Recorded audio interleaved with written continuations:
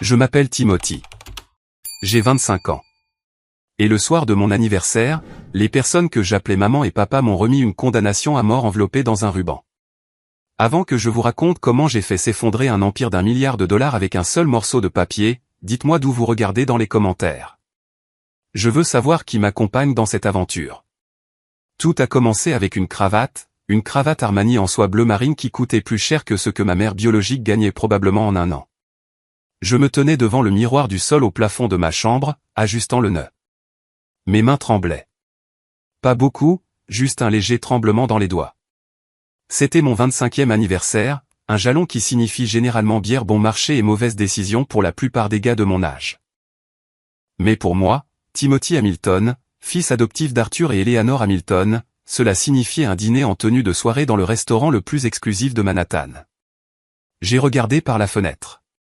En bas, dans l'allée circulaire, la flotte était assemblée. La Rolls-Royce Phantom de mon père, une bête de voiture qui ressemblait à un coffre-fort mobile, tournait au ralenti à côté de la Lamborghini Urus de ma mère.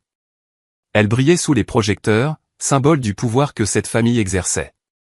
J'avais une BMW dans le garage, un cadeau pour mon 21e anniversaire, mais je n'étais pas autorisé à la conduire ce soir. Ce soir, c'était une occasion familiale. J'aurais dû me sentir chanceux. Je me le répétais tous les jours.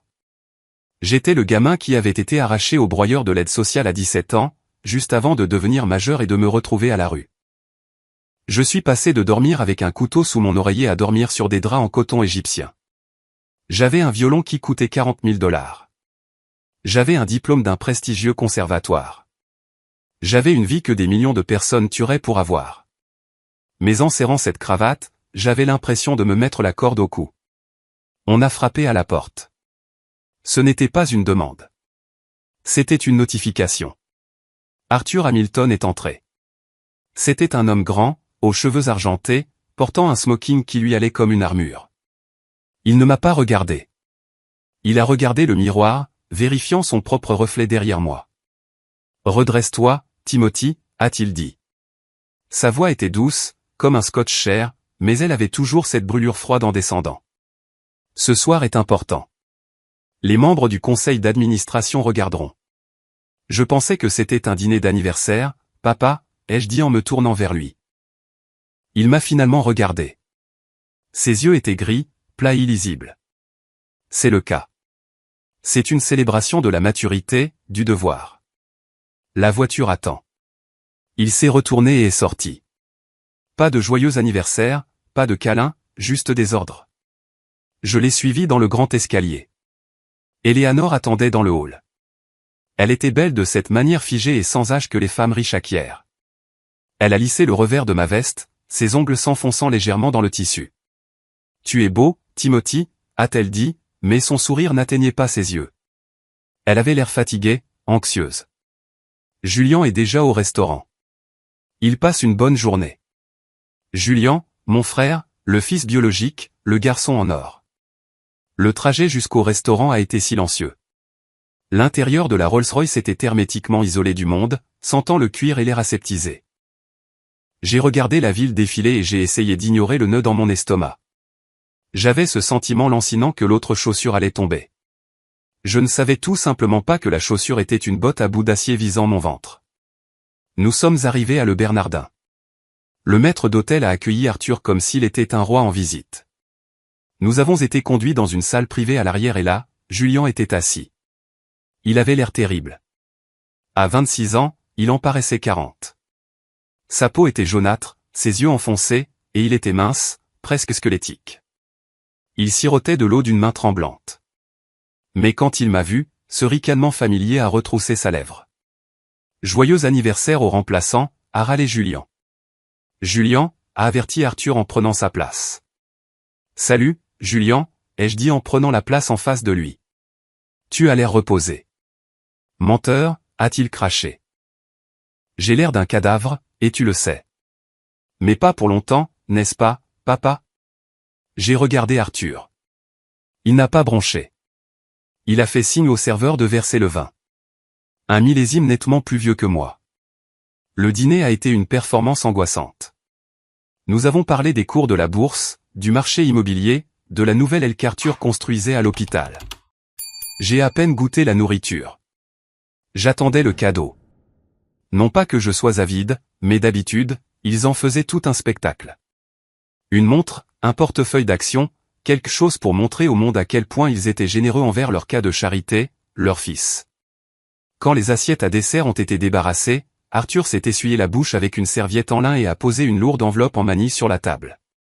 Il l'a fait glisser sur la nappe blanche vers moi. « Ton cadeau d'anniversaire » a dit Arthur. J'ai forcé un sourire. « Tu n'aurais pas dû, papa. » Est-ce l'acte de propriété du loft? Je demandais à déménager depuis des mois. « Ouvre-la » a chuchoté Éléanore.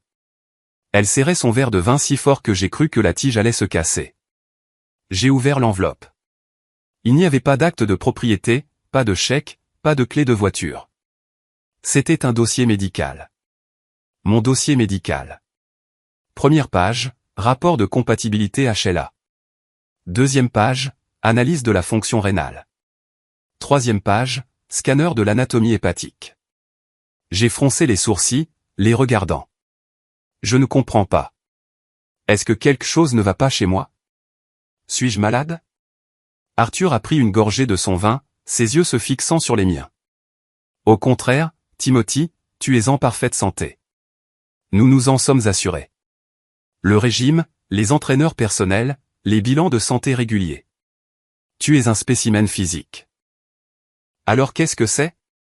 Julien est en insuffisance rénale terminale, a dit Arthur calmement, comme s'il discutait d'une fusion d'entreprises. Et son foie est en train de lâcher à cause de la toxicité des médicaments. Il n'a plus beaucoup de temps. Peut-être 2 mois. J'ai regardé Julien. Il souriait maintenant, un regard prédateur et affamé. Nous avons testé tout le monde, a interrompu Éléanore, sa voix tremblante. Personne n'est compatible. La liste d'attente est trop longue. Il mourra avant d'avoir un rein. Mais toi, Arthur a pointé du doigt le dossier. Tu es compatible. Parfaitement compatible. 6 antigènes sur 6. C'est un miracle, vraiment, étant donné qu'il n'y a aucun lien de sang. Mon sang s'est glacé. La pièce semblait basculer. Que voulez-vous dire?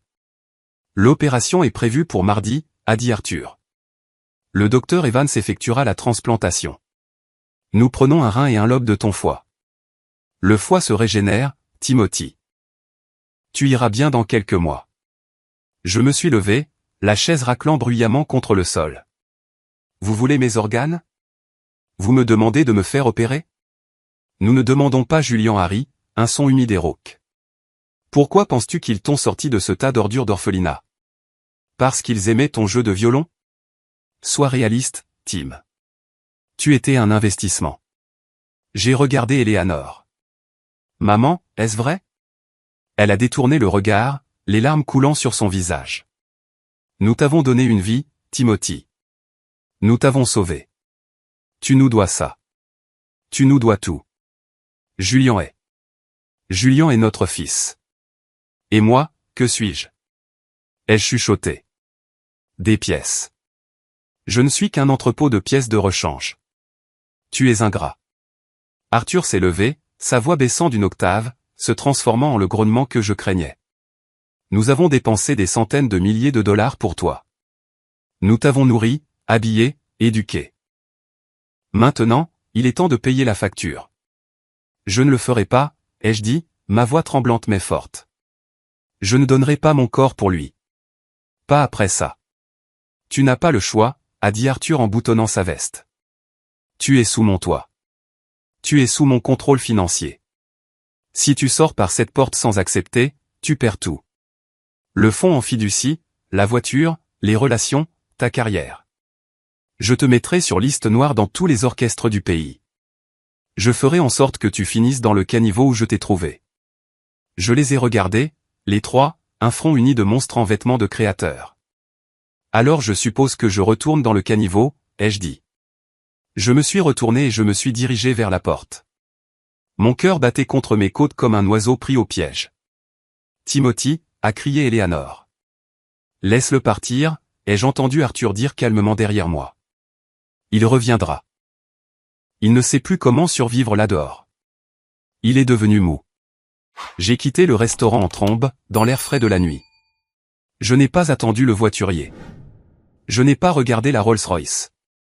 J'ai juste commencé à courir. J'ai couru jusqu'à ce que mes poumons brûlent et que mes chaussures chères me fassent des ampoules aux pieds. Je devais m'enfuir. Mais en courant, les mots d'Arthur résonnaient dans ma tête. Il ne sait pas comment survivre. Il avait tort.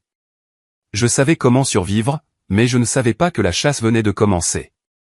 J'ai couru pendant 6 pâtés de maison avant de me faufiler dans une station de métro bondée. L'adrénaline se dissipait, remplacée par une horreur froide et insidieuse. Je me suis appuyé contre le mur carrelé, haletant, agrippant les revers de mon smoking. Les gens me dévisageaient. Un type en costume à $2000 en hyperventilation à côté d'un distributeur automatique n'est pas quelque chose que l'on voit tous les jours, mais je m'en fichais. Mon esprit tournait à plein régime, rembobinant 8 années de ma vie.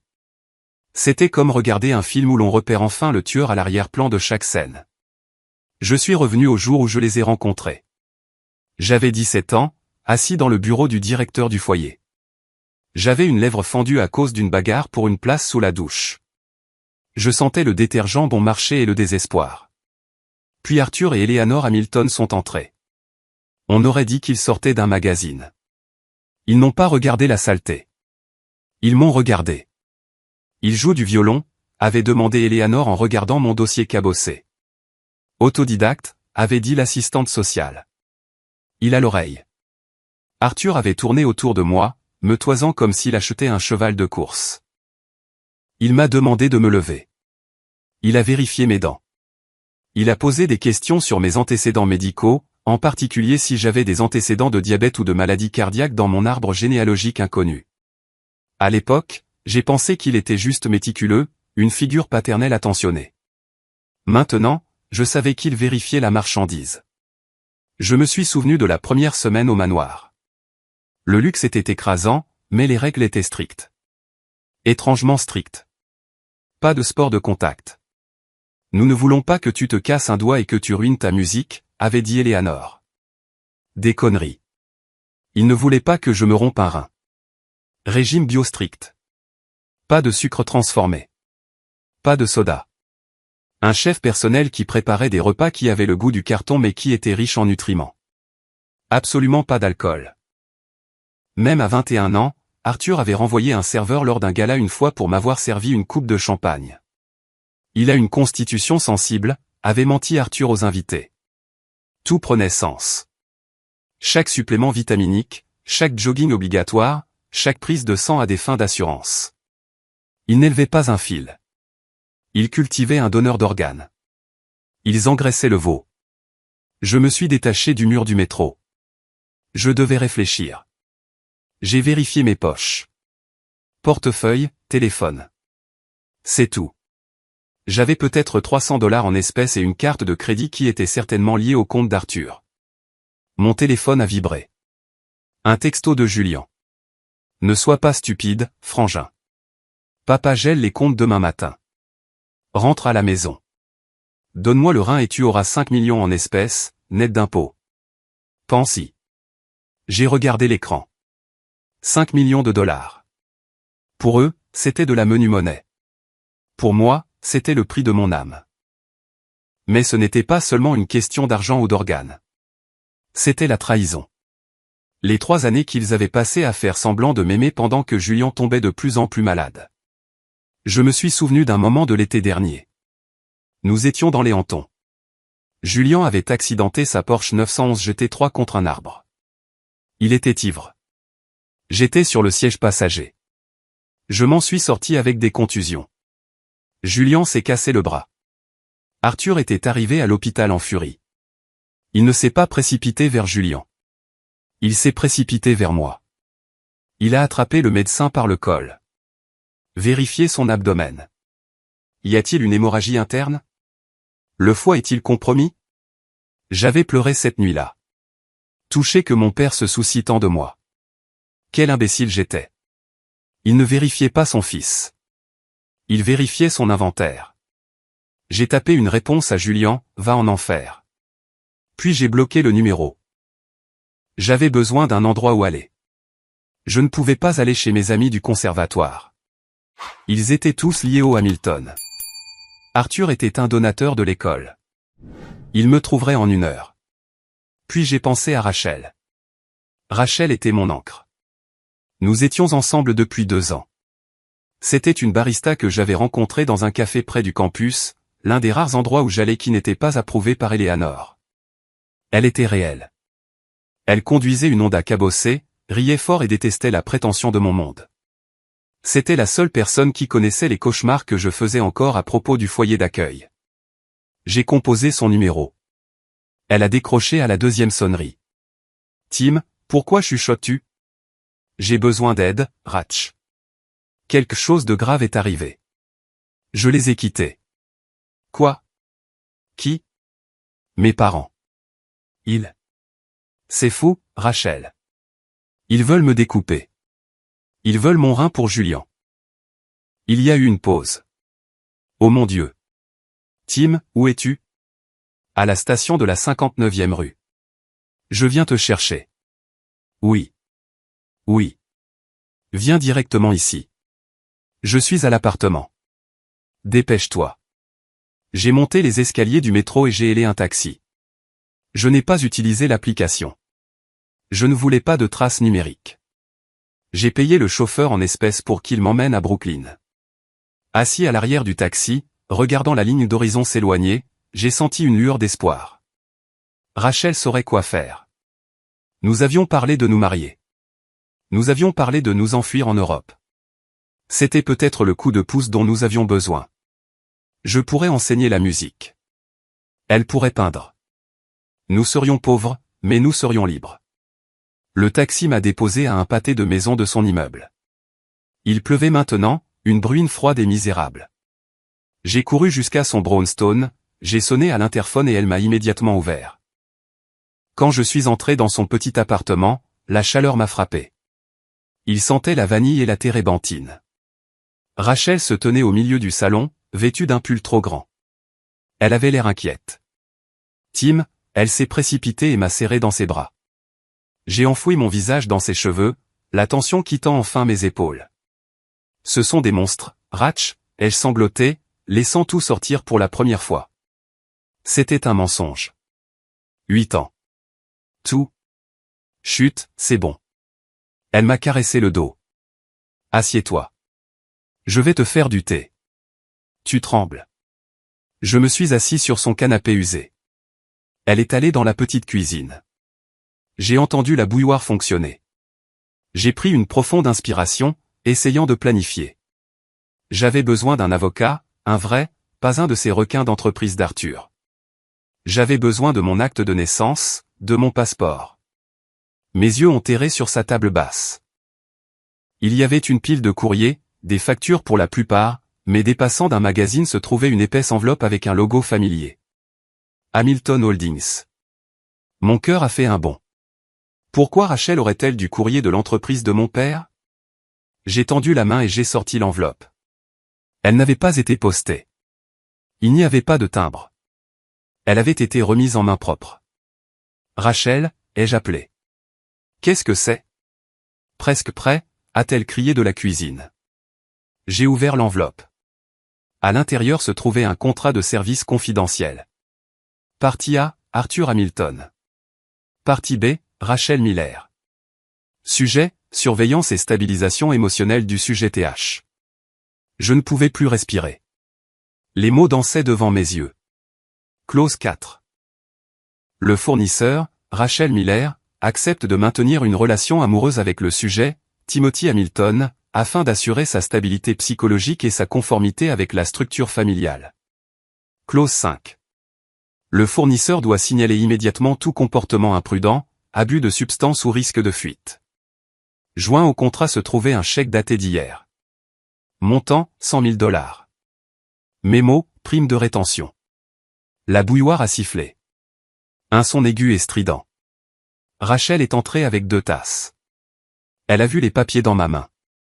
Elle s'est arrêtée net. L'inquiétude a disparu de son visage, remplacée par un air agacé, comme si elle avait été surprise en train de sauter une corvée.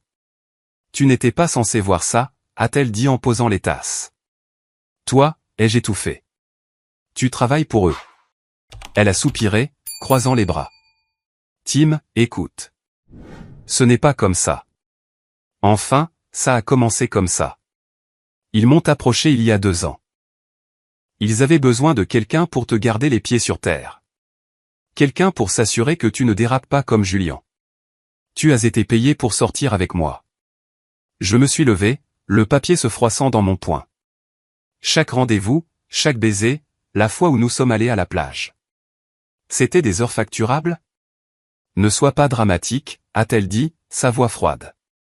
Je tiens à toi, Tim, mais soyons réalistes. Tu es une vache à lait et ça. Elle a fait un geste vers son appartement.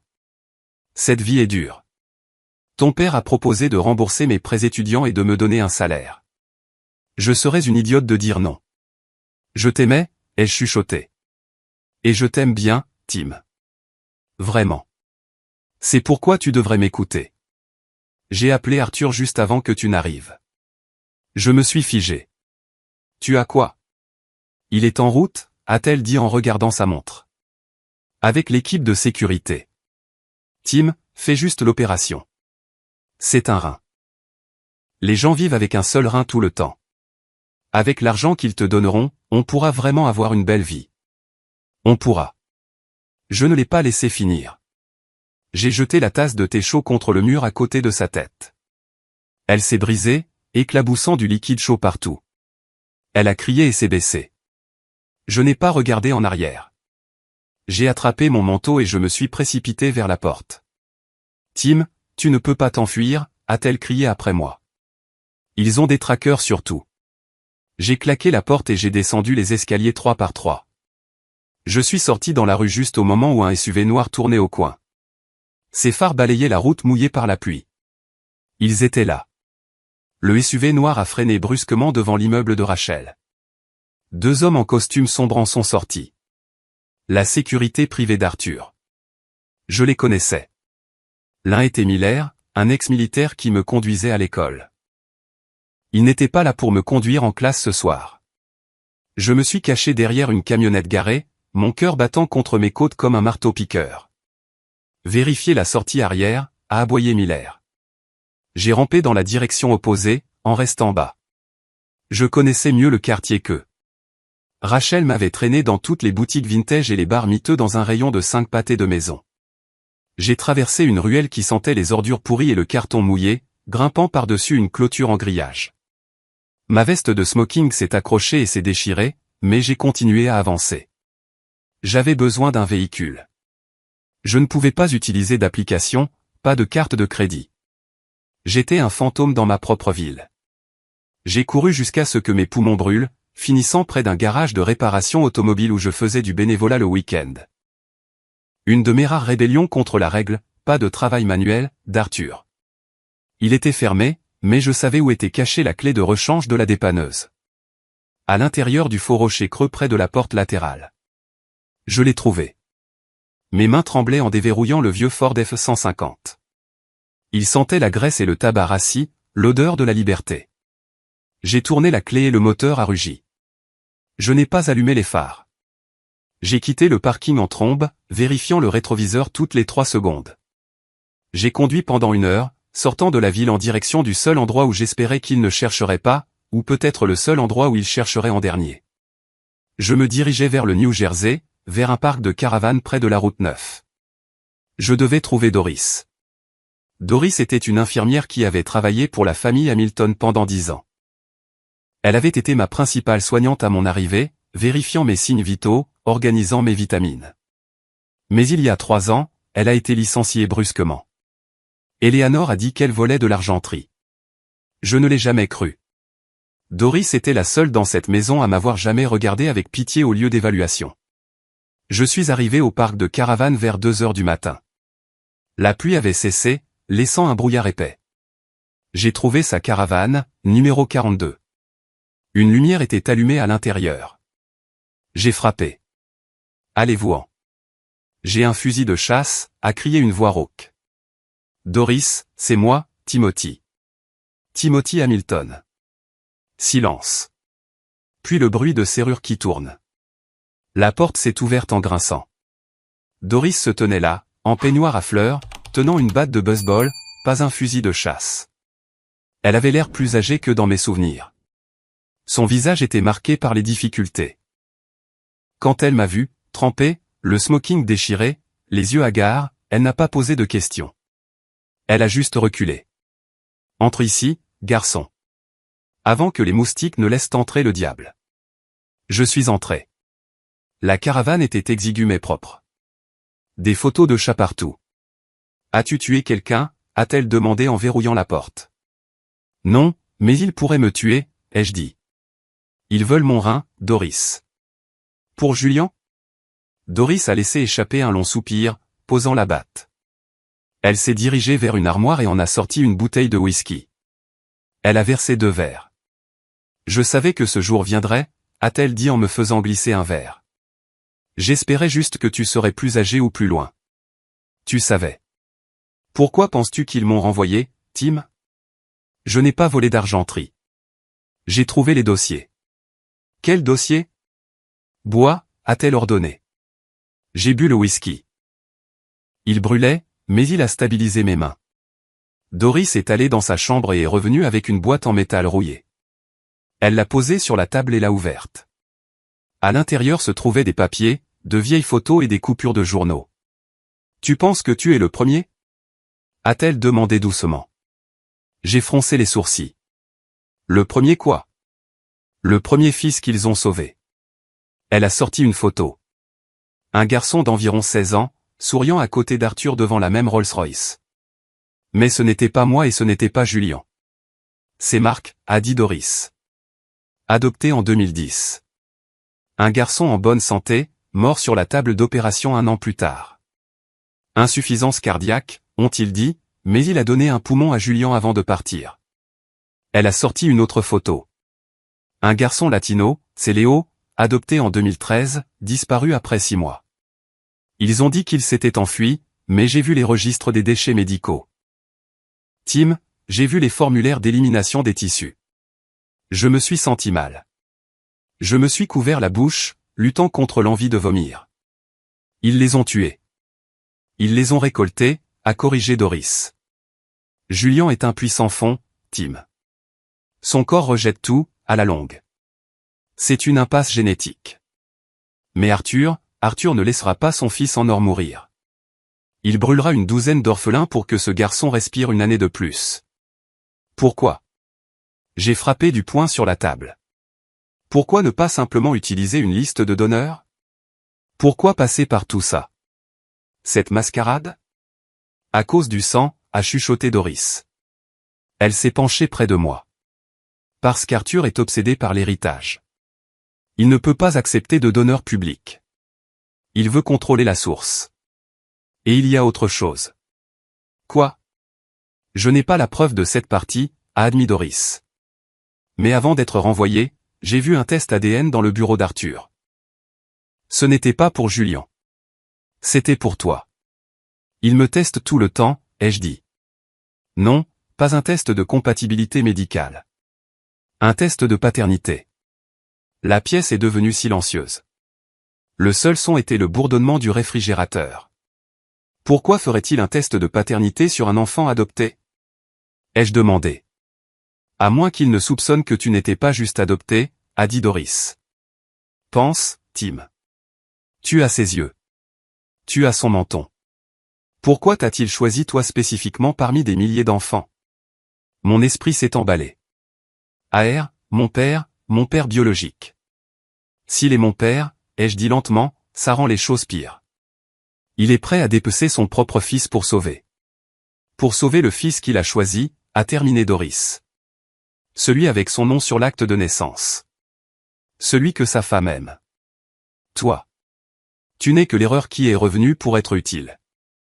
La colère. Ce n'était plus seulement de la peur. C'était une rage froide et dure qui s'est installée dans ma poitrine. Je n'étais pas seulement une victime.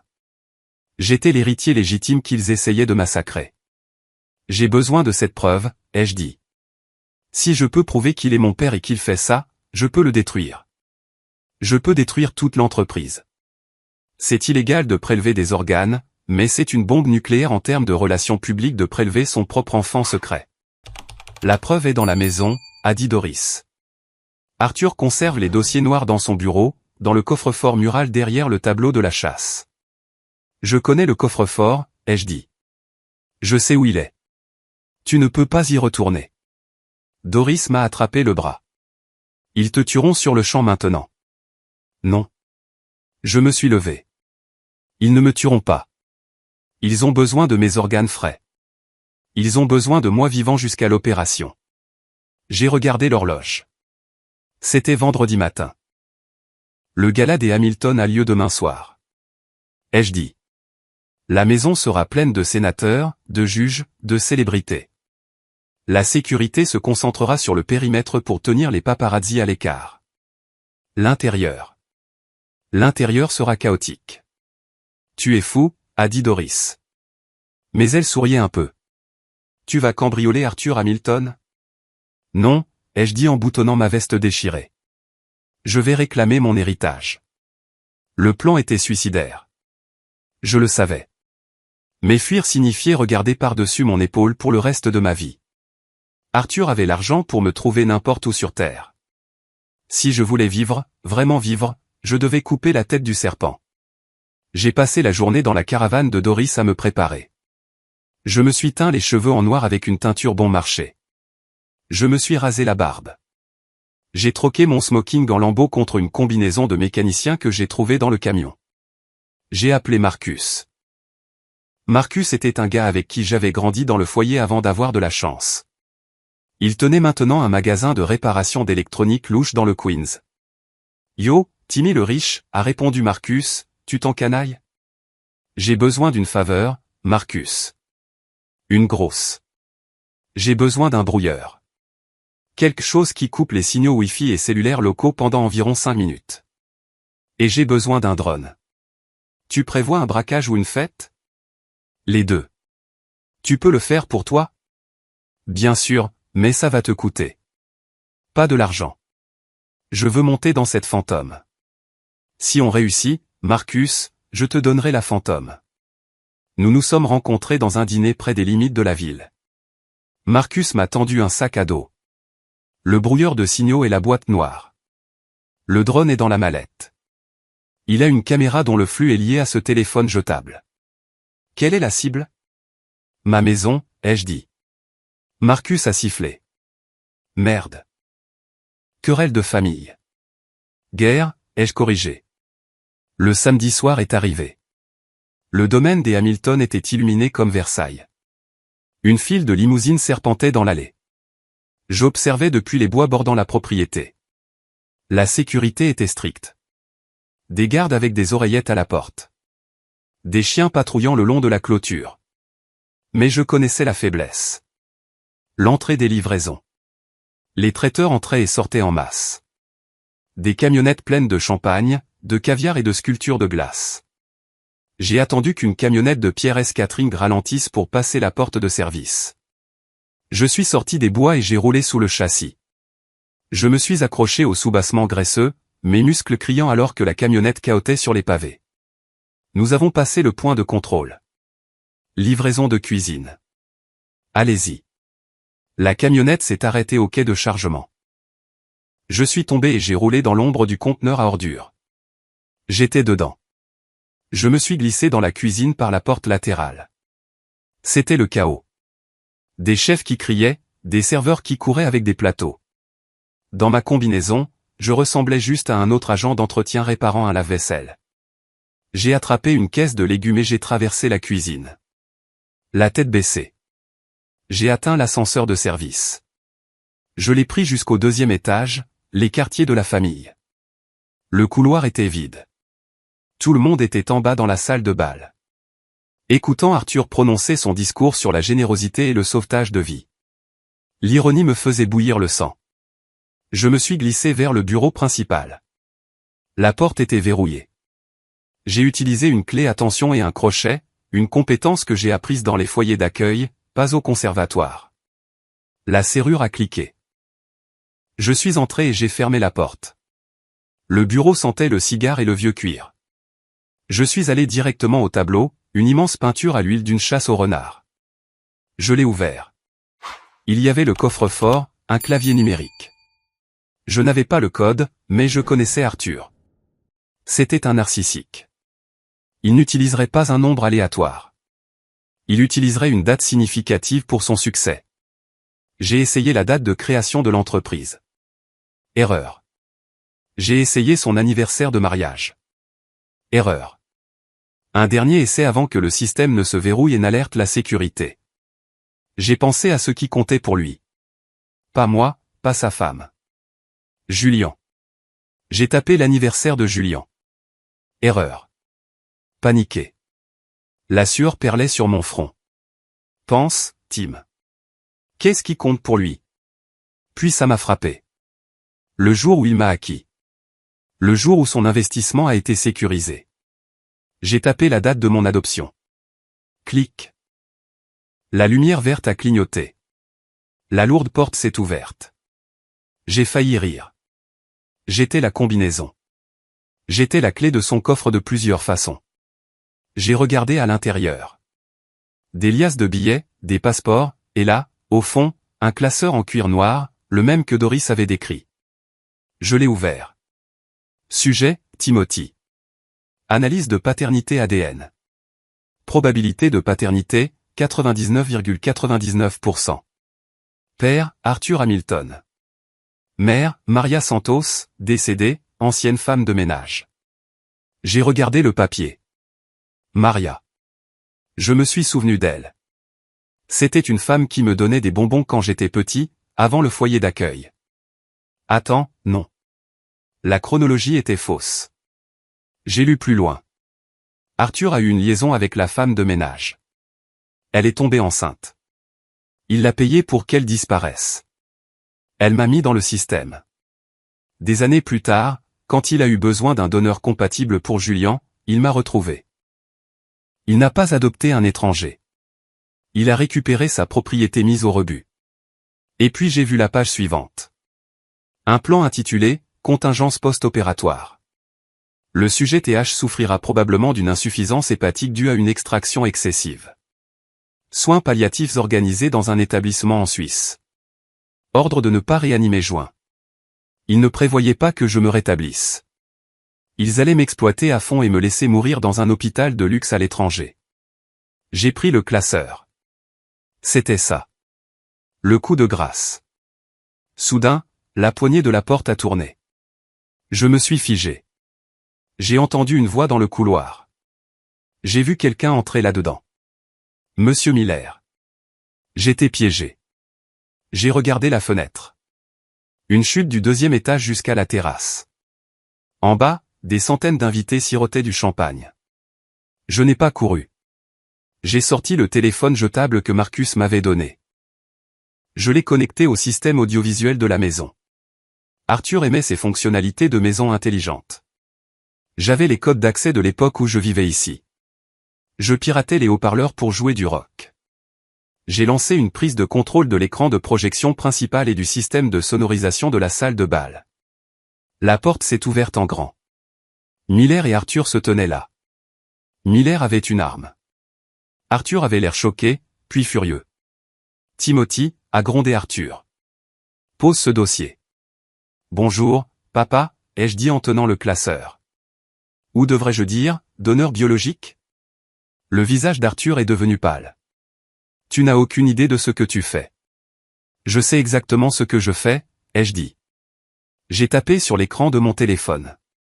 Je suis en train de vous présenter au monde. L'air dans le bureau était si épais qu'on aurait pu s'étouffer. Miller avait son Glock pointé sur ma poitrine, son doigt reposant sur la détente. Arthur s'est avancé, les mains levées dans un geste apaisant qui ne correspondait pas au meurtre dans ses yeux. Pose ce téléphone, mon fils, a dit Arthur, sa voix tombant à ce baryton persuasif de salle de conseil. On peut s'arranger. Tu veux de l'argent? Je double l'offre. 10 millions, n'importe où dans le monde. Tu ne comprends pas? Ai-je dit, mon pouce planant sur le bouton de diffusion de l'application que Marcus avait conçue. Je ne veux pas de ton argent. Je veux ta réputation.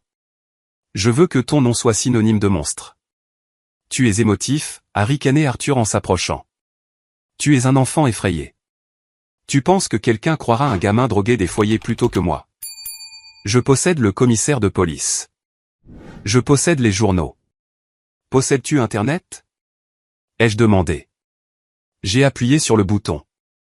En bas, dans la salle de bal, la douce musique classique s'est coupée avec un crissement de Larsen. Je ne pouvais pas le voir, mais je pouvais entendre le halètement de 300 personnes monter à travers le plancher. Sur l'énorme écran 4K derrière la scène où un diaporama du travail caritatif de Julian avait été diffusé, mon visage est soudainement apparu en direct. Miller, tire-lui dessus, a crié Arthur en se jetant sur moi. Miller a hésité. C'était un mercenaire, pas un fanatique. Il savait que s'il me tirait dessus pendant que je diffusais, il n'y aurait pas de dissimulation possible. Bonjour tout le monde en bas, ai-je dit dans le téléphone, reculant vers la fenêtre ouverte. Désolé d'interrompre le caviar. Mon nom est Timothy Hamilton. Vous me connaissez comme le fils adoptif, le chanceux. Arthur m'a plaqué. Le téléphone a glissé sur le sol, atterrissant face vers le haut, la caméra toujours en marche. Nous nous sommes battus sur le tapis persan. Il était fort pour un vieil homme, alimenté par la panique. Il m'a frappé à la mâchoire, une bague me coupant la peau. Éteins ça, a-t-il rugi. Je l'ai repoussé d'un coup de pied et j'ai rampé vers le téléphone. Je l'ai attrapé et je l'ai pointé sur lui alors qu'il se relevait, échevelé, haletant. Dis-leur, Arthur, ai-je crié, sachant que ma voix résonnait dans les haut-parleurs de la salle de bal en bas. Dis-leur qui je suis vraiment. Arthur a redressé sa veste, regardant la caméra du téléphone avec une haine pure. Il n'a pas parlé. Il ne le dira pas, ai-je dit à la caméra. Alors, je le ferai. J'ai brandi le rapport ADN. Je ne suis pas adopté. Je suis son fils biologique, son fils bâtard avec la femme de ménage, Maria. Il m'a jeté comme un déchet il y a 25 ans. J'ai tourné la page vers les schémas médicaux. Et maintenant, il m'a ramené, non pas pour m'aimer, mais parce que son vrai fils, Julian, a besoin d'un rein et d'un foie. Et comme je suis le seul compatible sur le plan sanguin, ils ont prévu de me prélever. J'ai brandi le plan de contingence. Et ça? Ça dit qu'il prévoyait de me laisser mourir sur la table. Extraction excessive. Ne pas réanimer. Mensonge, a crié Arthur, réalisant que le silence d'en bas signifiait que tout le monde écoutait. Il est mentalement instable. Il ne prend pas ses médicaments. Vérifiez le coffre-fort, ai-je crié. La police est en route. La preuve est dans le coffre-fort. Soudain, la porte derrière Arthur s'est ouverte. Ce n'était pas la sécurité. C'était Eleanor et Julian. Julian s'appuyait lourdement sur Eleanor, ressemblant à un fantôme en smoking. Il a regardé Arthur, puis moi, puis le téléphone. Papa, a sifflé Julian. C'est vrai? Est-il? Est-il vraiment ton fils? Arthur s'est retourné. Julian, retourne te coucher. Tu m'as dit qu'il n'était personne, a dit Julian, sa voix gagnant une force étrange. Tu as dit qu'il n'était qu'un récipient. Tu as dit qu'il n'avait pas d'importance. Il n'a pas d'importance, a lancé Arthur. Tu es l'héritier. Tu es le Hamilton. Mais c'est ton sang, a ri Julian, un son maniaque et aigu. Et moi, je ne le suis pas. Sommes-nous sûrs que c'est moi que tu veux sauver, papa? C'était la touche finale. Julian, dans sa maladie et sa jalousie, a réalisé l'ironie. Le remplaçant était le vrai fils. Le prince était l'étranger génétique. Tais-toi. Arthur a giflé Julian. Un craquement sec qui a résonné dans le téléphone. En bas, le pandémonium a éclaté. Je pouvais entendre des sirènes au loin. Des lumières bleues et rouges ont commencé à clignoter contre le plafond du bureau. Miller a regardé la fenêtre, puis Arthur. Il a rengainé son arme. Je ne vais pas payer pour ça, Artie. Il s'est retourné et est sorti. Miller, reviens ici, a crié Arthur. J'ai bougé vers la fenêtre. Les voitures de police envahissaient l'allée, bloquant les Rolls-Royce et les Ferrari. C'est fini, Arthur, ai-je dit. Tu as perdu. Arthur m'a regardé, son visage s'effondrant. Le masque du titan milliardaire est tombé, ne laissant qu'un vieil homme effrayé et cruel. Je t'ai tout donné, a-t-il chuchoté. Je t'ai fait. Tu as fait de moi un survivant, ai-je dit. J'ai grimpé par la fenêtre, glissant le long du treillis juste au moment où l'équipe du SWAT défonçait la porte d'entrée. J'ai touché l'herbe et j'ai couru, non pas loin de la maison cette fois, mais vers la barricade de la police. J'ai levé les mains, le classeur serré dans une main, le téléphone dans l'autre. Je suis le gars à l'écran, ai-je crié. Ne tirez pas. Un détective m'a attrapé, me tirant derrière un véhicule de police. Ça va, gamin? Ça va maintenant, ai-je dit. J'ai regardé la maison. J'ai vu Arthur être emmené menotté, la tête baissée. Eleanor suivait, pleurant dans un mouchoir. Et à la fenêtre de l'étage, j'ai vu une silhouette. Julian, regardant son monde s'effondrer. Les heures suivantes ont été un tourbillon de postes de police, de déclarations et de flashs d'appareils photo. Parce que j'avais diffusé en direct l'aveu et l'agression, ils ne pouvaient pas s'en sortir. La vidéo avait 5 millions de vues avant même que je finisse mon café dans la salle d'interrogatoire. Ils ont arrêté Arthur et Eleanor pour complot en vue de commettre un meurtre. Trafic d'êtres humains, c'était un peu tiré par les cheveux, mais le procureur était ambitieux, et pratiques médicales illégales. Je me suis assis dans la salle d'attente du commissariat, enveloppé dans une couverture grise. L'adrénaline était retombée, me laissant tremblant et épuisé. La porte s'est ouverte. C'était le détective Miller. Aucune parenté avec le garde du corps. Il m'a tendu une tasse d'eau tiède. « Votre avocat est là », a-t-il dit. Enfin, il dit qu'il est votre avocat. Un type nommé Vance. Vance est entré. C'était le requin qu'Arthur détestait le plus. Un avocat d'affaires qui essayait de poursuivre Hamilton Holdings depuis des années pour des violations environnementales. Il m'a regardé avec un sourire qui aurait pu décaper de la peinture. « Monsieur Hamilton », a dit Vance. Ou devrais-je dire, le nouveau Monsieur Hamilton, j'ai vu votre spectacle. Magnifique. Je n'ai pas d'argent pour vous payer, ai-je dit d'une voix rauque. Oh, vous en aurez, a dit Vance en s'asseyant. Gamin, vous êtes le fils biologique d'Arthur Hamilton. Vous venez de le prouver au monde entier. Et comme il va en prison pour avoir essayé de vous tuer, et qu'Eleanor est complice, devinez qui contrôle les actions avec droit de vote de l'entreprise. J'ai cligné des yeux. Julian. Julian n'est pas du même sang, a tapoté Vance sur la table. Et légalement, si nous demandons l'annulation de votre adoption pour fraude puisqu'ils ont caché votre paternité, vous redevenez son héritier biologique. Nous pouvons geler leurs actifs d'ici demain. Nous allons les poursuivre pour tout. Dommages et intérêts, détresse émotionnelle, tentative de coups et blessures. On prendra la maison, les voitures, l'entreprise, tout. Ça sonnait bien. Mais je ne me souciais pas de l'entreprise. Je me souciais de ma sécurité. Et Julian ? Ai-je demandé. Il est à l'hôpital Saint-Jude, a dit Vance. Sous garde policière. Son état est critique. Sans la transplantation, Vance a haussé les épaules. Le karma est une garce. Je suis sorti du commissariat à l'aube. Les paparazzis étaient là, un mur de flash. Je me suis frayé un chemin à travers eux, montant dans la voiture de Vance.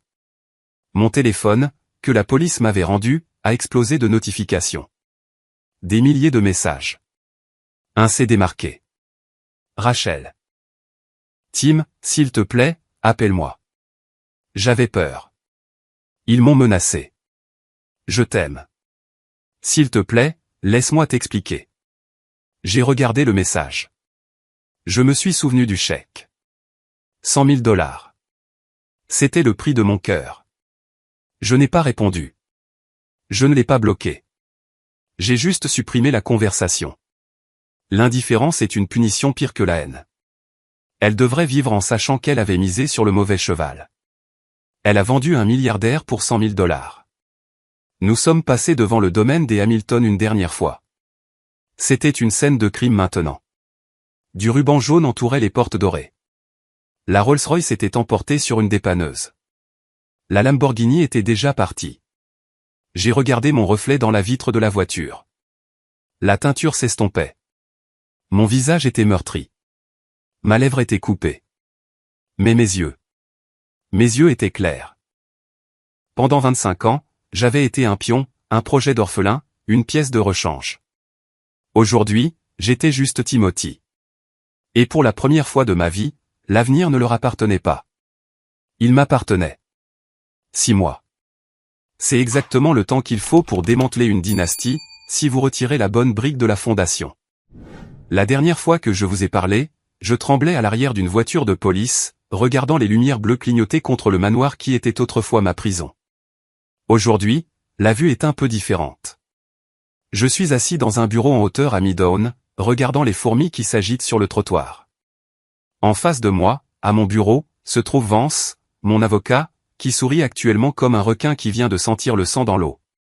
La bataille juridique n'a pas été un combat. Ce fut un massacre. Lorsque le test ADN est devenu public, l'Empire Hamilton ne s'est pas seulement fissuré. Il s'est brisé. Le conseil d'administration a évincé Arthur en 48 heures pour sauver le cours de l'action. Ça n'a pas marché. L'enquête a révélé que les dons de bienfaisance qu'Arthur avait faits à certains hôpitaux étrangers étaient en fait des paiements pour un réseau de trafic d'organes sur le marché noir.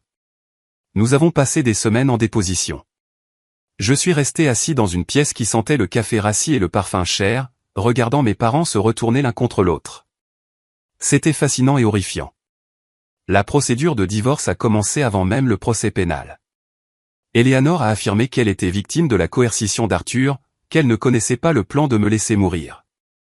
Arthur a affirmé que c'était l'idée d'Eleanor, que son obsession de sauver Julian les avait conduits à la folie. Ils se sont déchirés comme des chiens affamés. Et moi, je regardais simplement. Vance s'est penché en avant, faisant glisser un épais document sur le bureau en acajou. Le juge a signé la saisie des actifs ce matin. Tim, c'est fait. L'héritage n'attend plus leur mort. Comme le tribunal a annulé votre adoption pour fraude et a rétabli vos droits de paternité biologique, et compte tenu du jugement civil pour la tentative de coups et blessures, vous le possédez. Vous possédez la maison. Vous possédez les actifs liquides de la société holding. Vous possédez les voitures. Et les dettes ? Ai-je demandé. Les amendes pénales sont lourdes, a admis Vance. Mais après avoir liquidé la succession, vous repartirez avec assez pour ne plus jamais toucher un violon si vous ne le voulez pas. Je ne veux pas de la maison, ai-je dit immédiatement. Brûlez-la, je m'en fiche. Nous la mettons aux enchères, a corrigé Vance. Ainsi que la flotte. D'ailleurs, la vente aux enchères des véhicules a lieu demain. J'ai pensé que vous voudriez y être. Pour tourner la page et tout ça. Je suis allé à la vente aux enchères. Elle se tenait dans un entrepôt haut de gamme dans le New Jersey.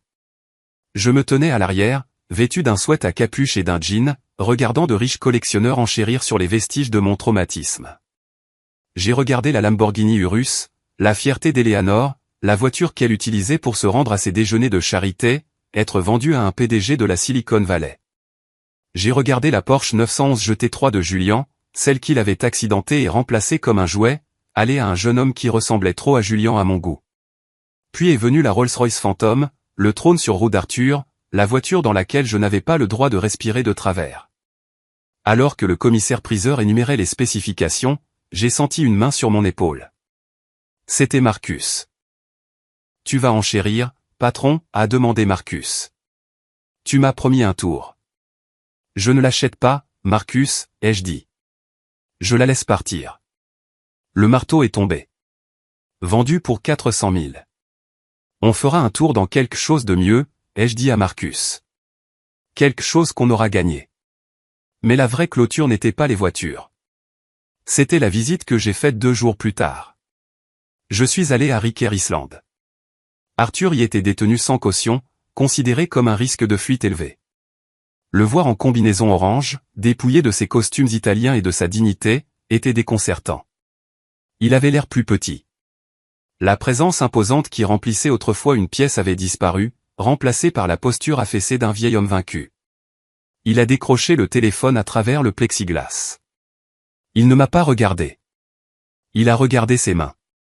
Tu es venu te vanter, a-t-il râlé. Non, ai-je dit. Je suis venu poser des questions sur Maria. Arthur a tressailli. Ce nom avait encore du pouvoir. Pourquoi ça t'intéresse ? A-t-il marmonné. Ce n'était qu'une femme de ménage. Elle n'avait pas d'importance. C'était ma mère, ai-je dit, ma voix stable. Et elle comptait assez pour que tu la caches. Assez pour que tu craignes sa mémoire. Où est-elle, Arthur? Il a hésité, puis a laissé échapper un rire amer. Elle est dans une fosse commune dans le Queens, à Saint-Michael. Parcelle 402. Elle est morte d'une pneumonie 3 ans après que je l'ai renvoyée.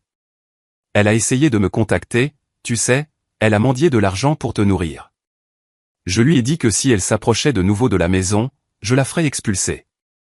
J'ai serré le téléphone. Tu l'as laissé mourir. J'ai protégé ma famille, a lancé Arthur, un éclair de sa vieille colère revenant. J'avais une réputation. Julian était un bébé. Eleanor m'aurait quitté si elle avait su pour la liaison. J'ai fait ce que je devais faire. Tu n'as pas protégé ta famille, ai-je dit en me penchant. Tu l'as détruite. Tu n'as plus de famille, Arthur. Eleanor a témoigné contre toi hier pour obtenir un accord. Julian. Julian ne prononcera même plus ton nom. Comment va-t-il? A demandé Arthur, une fissure dans sa voix. Comment va mon fils? Il est vivant, ai-je dit. À peine. J'ai raccroché le téléphone et je suis sorti. Je n'ai pas regardé en arrière. Je n'avais pas besoin de ses excuses. Sa misère était suffisante. Je suis allé au cimetière de Saint-Michael cet après-midi-là. Il m'a fallu 1 heure pour trouver la parcelle 402. C'était juste un bout d'herbe avec un marqueur en métal numéroté rouillant dans la boue. Pas de nom, pas de date, juste un numéro. Je suis tombé à genoux. Le chagrin m'a frappé comme un coup physique. Cette femme, Maria, s'était battue pour moi. Elle avait contacté un monstre milliardaire pour essayer de me nourrir, et il l'avait écrasé. Je suis désolé, maman, ai-je chuchoté en touchant la terre froide. Je suis tellement désolé d'avoir mis autant de temps. J'ai passé la semaine suivante à tout organiser. J'ai utilisé le premier chèque du règlement non pas pour acheter une Ferrari, mais pour acheter une pierre tombale, un magnifique monument en granit de couleur rose. Je l'ai fait graver. Maria Santos, mère bien-aimée. Elle a tout sacrifié par amour. Et puis il y avait la question de Julian. C'était la partie la plus difficile. Le fils en or, le garçon qui m'avait nargué, qui m'avait considéré comme un sac de pièces de rechange. Je l'ai trouvé dans une clinique de dialyse publique dans le Bronx. Les comptes des Hamilton étaient gelés, et comme la fraude à l'assurance avait été révélée, sa couverture privée avait été annulée. Il était assis dans un fauteuil en vinyle, branché à une machine qui bipait rythmiquement. Il avait l'air translucide. Ses cheveux s'éclaircissaient et ses vêtements de créateur pendaient sur lui comme des haillons. Il ne m'a pas vu au début. Il fixait le plafond, des larmes coulant silencieusement de ses yeux. Julian, ai-je dit doucement. Il a sursauté, me regardant avec de grands yeux terrifiés. Il a essayé de se redresser, mais il était trop faible. Qu'est-ce que tu veux, a-t-il sifflé. Tu veux débrancher la prise? Vas-y, fais-le. Je ne suis pas un meurtrier, Julian, ai-je dit en tirant une chaise en plastique. C'est le travail de ton père. Il n'est pas mon père, a craché Julian. C'est un menteur. Il t'aimait à sa manière tordue, ai-je dit. Il était prêt à me tuer pour toi. Je ne l'ai pas demandé, a crié Julian, sa voix se brisant. Je voulais juste vivre, Tim. J'avais peur. Tu as toujours été si en bonne santé. Tu pouvais courir, tu pouvais jouer. Moi, j'étais toujours en train de mourir. Je te détestais pour ça. Mais je n'ai jamais. Je n'ai jamais voulu qu'il te massacre. Je voulais juste un rein. Je l'ai regardé. Vraiment regardé, sans l'argent, sans l'arrogance. C'était juste un gamin malade et effrayé qui avait été empoisonné par le sentiment de droit de ses parents. Tu es sur la liste publique de transplantation maintenant, ai-je dit. Vance à vérifier. Tu es éligible. C'est une longue attente, Julian. 3, peut-être 4 ans. Je ne tiendrai pas si longtemps, a-t-il chuchoté. Tu pourrais, ai-je dit, si tu te bats. Mais tu dois te battre pour toi-même maintenant. Pas de papa pour te sortir d'affaire. J'ai sorti un chèque de ma poche. Ce n'était pas des millions. C'était assez pour le loyer d'un appartement décent près de la clinique et les courses pour 1 an. Je ne te donne pas de rein, ai-je dit en posant le chèque sur ses genoux. Mais je ne te laisserai pas mourir de faim dans la rue. C'est de la part de Maria, la femme que papa a laissé mourir. Julian a regardé le chèque, puis m'a regardé. Il a commencé à sangloter, des sanglots laids et saccadés qui secouaient tout son corps. Je suis désolé, Tim. Je suis tellement désolé. Je ne l'ai pas serré dans mes bras. Nous n'en étions pas encore là. Peut-être que nous n'y serions jamais, mais j'ai posé une main sur son épaule une seconde, puis je suis parti. La haine que j'avais pour lui s'est évaporée. Il n'était pas le méchant. Il n'était qu'une autre victime de l'ambition des Hamilton. 3 mois plus tard, les lumières de la salle de concert étaient aveuglantes, mais cette fois, elles ne ressemblaient pas à une lampe d'interrogatoire. Elles ressemblaient au soleil. Je me tenais au centre de la scène de la Brooklyn Academy of Music. Ce n'était pas le mai où Arthur avait une loge privée, mais c'était plein à craquer. Chaque siège était occupé, non pas par des mondains et des diamants qui ne venaient que pour être vus, mais par de vraies personnes, des étudiants, des travailleurs, des habitants curieux qui avaient suivi le scandale des Hamilton aux informations et voulaient voir le garçon qui avait fait tomber un géant. J'ai ajusté mon nœud papillon. Ce n'était pas de l'Armani. C'était une marque locale que j'aimais. Au premier rang, j'ai vu ma vraie famille. Il y avait Doris, vêtue d'une robe à paillettes probablement démodée depuis 20 ans et absolument magnifique. Elle s'essuyait les yeux avant même que je joue une note. C'est elle qui m'a sauvé la vie. C'était la figure maternelle que j'avais choisie. À côté d'elle se trouvait Marcus, mal à l'aise en costume, mais souriant comme s'il avait gagné au loto. Il m'a fait un pouce levé. Il gérait maintenant ma sécurité. Une sécurité légitime, pas des espions. Et il y avait le maestro Petrova, mon professeur. Elle m'a fait un signe de tête, le visage sévère, mais les yeux fiers. Elle avait refusé de m'abandonner lorsque le scandale avait éclaté. Elle a dit à la presse, Timothy joue avec l'âme d'un survivant. On ne peut pas acheter ça. J'ai levé mon violon. Ce n'était pas l'antiquité à 40 000 $ qu'Arthur m'avait acheté. C'était une pièce à conviction dans un casier quelque part. C'était un vieil instrument italien que j'avais trouvé dans un prêteur sur gage. Il avait des égratignures. Il avait une fissure près du chevalet qui avait été réparée. Il était imparfait. Il avait des cicatrices, tout comme moi. J'ai fermé les yeux et j'ai pris une inspiration. Pour la première fois de ma vie, je ne jouais pas pour gagner ma vie. Je ne jouais pas pour prouver que je valais l'investissement. Je ne jouais pas pour éviter d'être renvoyé au foyer d'accueil. Je jouais parce que j'avais quelque chose à dire. J'ai passé l'archet sur les cordes. La première note du concerto pour violon de Tchaïkovski a retenti. Elle était mélancolique, profonde et retentissante. En jouant, j'ai laissé les souvenirs couler à travers mes doigts. J'ai joué pour le garçon effrayé de 15 ans entrant dans le manoir pour la première fois. J'ai joué pour les nuits que j'ai passées à m'entraîner jusqu'à ce que mes doigts saignent juste pour obtenir un signe d'approbation d'Arthur qui n'est jamais venu. J'ai joué pour la trahison de Rachel, la douleur qui ressemblait à un couteau dans la poitrine. J'ai joué pour Maria, allongée dans la terre froide du Queens, enfin remémorée. J'ai joué pour Julian, branché à une machine, apprenant ce que signifie être humain. La musique a enflé, passant de la tristesse à la colère, puis enfin au triomphe. C'était une tempête et j'en étais l'œil. J'ai ressenti une puissance que je n'avais jamais ressentie auparavant. Ce n'était pas la puissance de l'argent ou du statut. C'était la puissance de la vérité. Quand j'ai frappé la note finale, coupant l'archet dans l'air, le silence a régné dans la salle un instant. Puis l'explosion. Les gens n'ont pas seulement applaudi. Ils se sont levés. Ils ont acclamé. J'ai vu Doris sangloter ouvertement maintenant. Marcus sifflait avec 2 doigts. J'ai baissé le violon et je me suis incliné. Pas la révérence raide et formelle qu'Arthur m'avait apprise. Une révérence profonde et sincère de gratitude. Je suis sorti de scène, la sueur coulant dans mon dos, me sentant plus léger que l'air. En coulisses, Doris m'a enveloppé dans une étreinte qui sentait la lavande et les vieilles cigarettes. Tu l'as fait, gamin. Tu l'as vraiment fait. On l'a fait, ai-je dit. Vance était là aussi, vérifiant son téléphone. Super spectacle, Tim.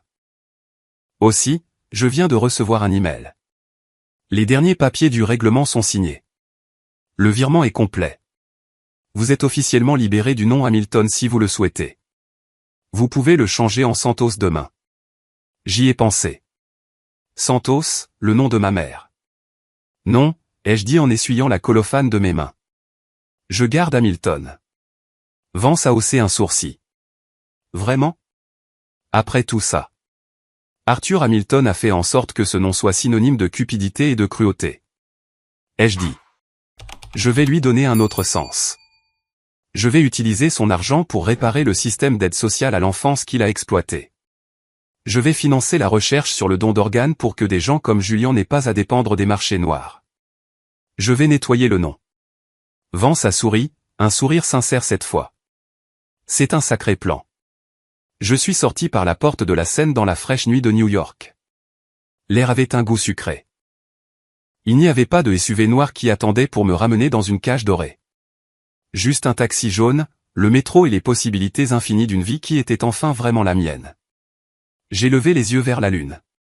C'était la même lune qui brillait sur l'orphelinat, la même lune qui brillait sur le manoir. Mais ce soir, elle semblait plus brillante. J'avais perdu mes parents. J'avais perdu ma petite amie. J'avais perdu l'illusion d'une vie parfaite. Mais j'avais trouvé ma voie. Et c'était un échange que je referais 1000 fois. Ce voyage d'un enfant de foyer terrifié à un survivant se tenant dans sa propre vérité m'a appris une leçon qu'aucune somme d'argent ne pourrait jamais acheter. Nous grandissons en pensant que la famille est tout. On nous enseigne que les liens du sang sont plus forts que tout et que nous devons une loyauté aveugle à nos parents simplement parce qu'ils nous ont donné la vie ou un toit au-dessus de nos têtes. Mais mon histoire est la preuve que parfois, les personnes qui sont censées vous protéger sont celles qui tiennent le couteau. Voici la vérité que je veux que vous reteniez aujourd'hui. La famille ne se définit pas par l'ADN, et elle ne se définit certainement pas par l'argent. La famille, ce sont les gens qui vous soutiennent quand vous n'avez rien. La famille, ce sont les gens comme Doris, qui a risqué sa sécurité pour m'ouvrir une porte au milieu de la nuit. La famille, ce sont les gens qui vous aiment pour qui vous êtes, pas pour ce que vous pouvez leur donner. Si vous êtes dans une situation où vous vous sentez utilisé, contrôlé ou valorisé uniquement pour votre utilité, que ce soit par un partenaire, un patron ou même vos parents, s'il vous plaît, sachez ceci. Vous avez le pouvoir de partir. Ce sera effrayant. Cela pourrait vous coûter du confort, mais votre dignité et votre vie valent plus que n'importe quel héritage. Vous n'êtes pas une pièce de rechange dans la vie de quelqu'un d'autre. Vous êtes le personnage principal de la vôtre. Je veux vous entendre. Que signifie la vraie famille pour vous? Sont-ce les personnes avec qui vous êtes né ou celles que vous avez trouvées en chemin? Laissez un commentaire ci-dessous avec votre histoire ou si cette vidéo a résonné en vous, commentez simplement « Bien » pour que je sache que nous sommes sur la même longueur d'onde. Merci d'avoir écouté mon histoire. Restez en sécurité, restez fort et ne laissez jamais personne mettre un prix sur votre âme.